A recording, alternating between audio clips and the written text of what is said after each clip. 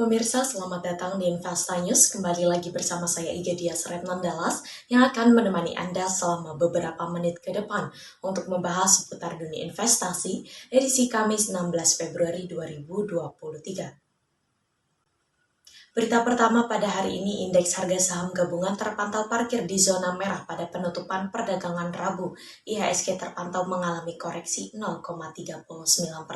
Sepanjang perdagangan, indeks komposit berfluktuasi di zona merah dalam rentan harian dari yang terendah di level 6.872,87 hingga tertinggi di 6.946,03. Tercatat 189 saham berhasil menguat, 311 saham parkir di zona merah dan 206 saham lainnya ditutup stagnan. Sektor teknologi mengalami penurunan signifikan dengan koreksi 1,29% dan diikuti sektor transportasi yang tertekan 1,25%. Kapitalisasi pasar tercatat berada pada posisi 9.559,19 triliun rupiah dan volume saham yang diperdagangkan sebanyak 18,13 miliar unit saham. Beberapa saham yang banyak ditransaksikan oleh investor antara lain PT Bank Rakyat Indonesia dengan nilai transaksi 519,6 miliar rupiah dan saham BBRI ditutup stagnan di level 4.870. Diikuti saham PT Adaro Energi Indonesia dengan nilai transaksi 465,8 miliar rupiah dan saham Adaro melesat 4,24%. Pelemahan IHSG terjadi di tengah rilis neraca perdagangan tanah air. Badan Pusat Statistik mengumumkan sepanjang Januari, Indonesia mencatatkan surplus neraca perdagangan sebesar 3,87 miliar US dollar. Realisasi tersebut merupakan surplus selama 33 bulan berturut-turut atau sejak Mei 2020. Namun, rilis data neraca perdagangan Indonesia belum mampu membawa IHSG kembali parkir di zona hijau, lantaran pelaku pasar masih mencermati data inflasi Amerika Serikat yang lebih tinggi dari ekspektasi pasar. Departemen Tenaga Kerja Amerika Serikat melaporkan pada Selasa waktu setempat bahwa indeks harga konsumen Amerika Serikat naik 0,5% secara bulanan dan mencapai 6,4% secara tahunan. Angka tersebut lebih tinggi dari perkiraan sebanyak 0,4% secara bulanan dan 6,2% secara tahunan. Sejalan dengan IHSG, indeks utama bursa Asia juga kompak di zona merah pada Rabu. Indeks Nikkei 225 melemah 0,37% dan Shanghai Composite turun 0,39%, sedangkan Straits Times turun 1,12% dan Hang Seng melemah 1,43%. Di sisi lain, indeks utama bursa Amerika Serikat terpantau variatif pada Selasa waktu setempat. Nasdaq Composite 0,57%, S&P 500 turun tipis 0,03%, sedangkan Dow Jones melemah 0,46%. Berita selanjutnya datang dari proyeksi IHSG. Indeks harga saham gabungan melemah 0,39% ke level 6.914,54 pada penutupan perdagangan Rabu. Pergerakan ini dipengaruhi beberapa sentimen, baik global maupun sentimen domestik. Head of Research Jasa Utama Capital Sekuritas Gerald Tanuwijaya mencermati pergerakan IHSG dipengaruhi sikap risk off pelaku pasar usai rilis data inflasi Amerika Serikat yang lebih tinggi daripada perkiraan. Data ini membuka peluang bagi The Fed untuk menaikkan suku bunga semakin tinggi tahun ini. Di sisi lain, pelemahan IHSG cenderung terbatas karena ada sentimen positif dari dalam negeri, yakni data neraca perdagangan yang lebih baik dari perkiraan. Neraca dagang masih surplus selama 33 bulan berturut-turut. Karena itu, Carel memperkirakan IHSG akan bergerak di area support 6.850 dan resisten di 6.990 pada perdagangan hari ini. IHSG berpotensi konsolidasi menguat sambil mencermati hasil rapat Dewan Gubernur Bank Indonesia. Di sisi lain, analis MNC Sekuritas Herditia Wicaksana menilai IHSG hari ini masih rawan terkoreksi untuk menguji 6.833 hingga 6.857. Hitungannya, area support IHSG ada di 6.803 dan resisten 6.961. Menurutnya, investor masih mewaspadai kebijakan moneter The Fed yang cenderung hawkish sembari menunggu hasil rapat Dewan Gubernur Bank Indonesia hari ini. Sementara itu, Head of Research Pintrako Sekuritas Paldo Saldi Kurniawan memprediksi IHSG akan bergerak di area support 6.840 dan resisten 6.970. Secara teknikal, Valdi melihat IHSG mempertahankan polarizing rectangle selama bertahan di atas lower bound 6.870.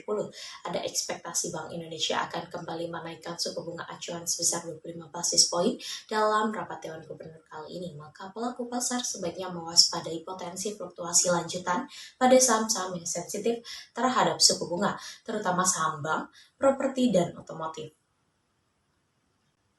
Beralih pada sektor komoditas, harga emas dunia terpantau kembali merosot pada perdagangan Rabu.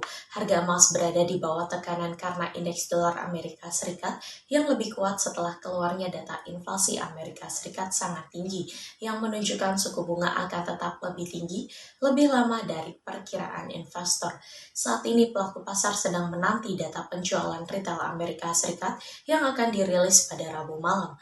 Pada perdagangan Rabu, kontrak emas paling aktif pengiriman April 2023 di divisi COMEX New York Exchange merosot 19,3 US dollar menjadi 1.846,05 US dollar per troy ounce. Sementara itu, di pasar spot harga emas juga melemah 18,79 US dollar ke level 1.836,22 US dollar per troy ounce.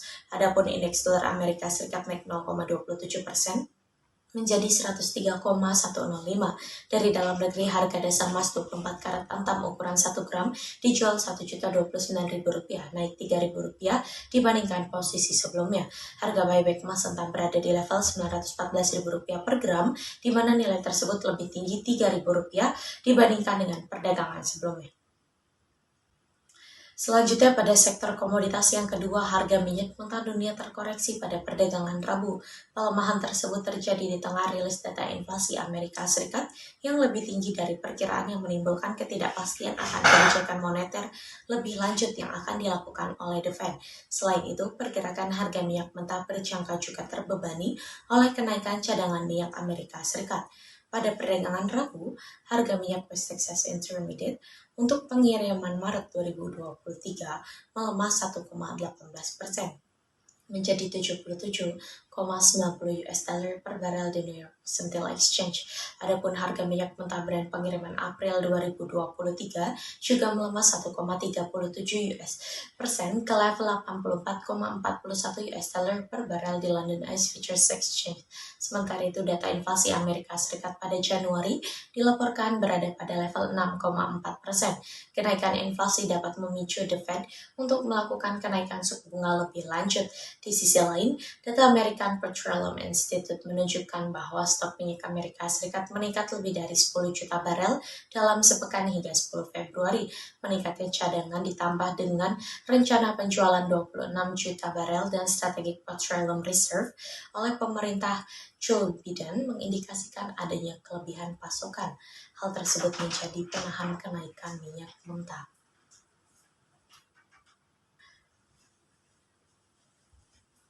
Berita penutup kita pada pagi hari ini, kurs rupiah masih dalam tekanan karena terimbas data inflasi Amerika Serikat yang lebih tinggi daripada perkiraan. Apalagi, The Fed menegaskan bahwa level inflasi masih berada di target 2%. Artinya, The Fed mungkin akan masih getol menaikkan suku bunga untuk mengerem inflasi.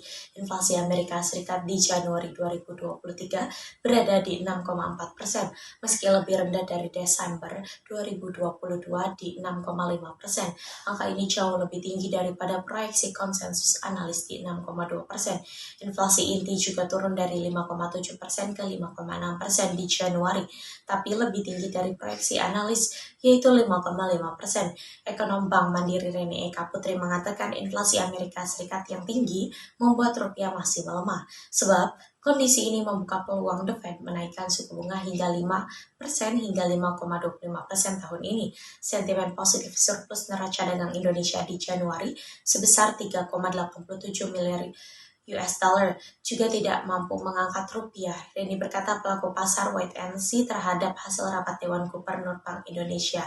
Reni memprediksi Bank Indonesia 7 Days Repo Rate akan dipertahankan pada level 5,75%. SIP analis TCFX Futures Lukman Leong memperkirakan kurs rupiah masih akan tertekan sebab pelaku pasar masih risk off merespon data inflasi Amerika Serikat dari perkiraan yang lebih tinggi.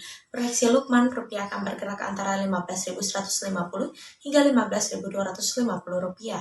Prediksi Rini, rupiah akan bergerak antara 15.183 hingga 15.267 rupiah. Rabu, kurs spot rupiah melemah 0,25%, kurs diskon Bank Indonesia melemah 0,17%.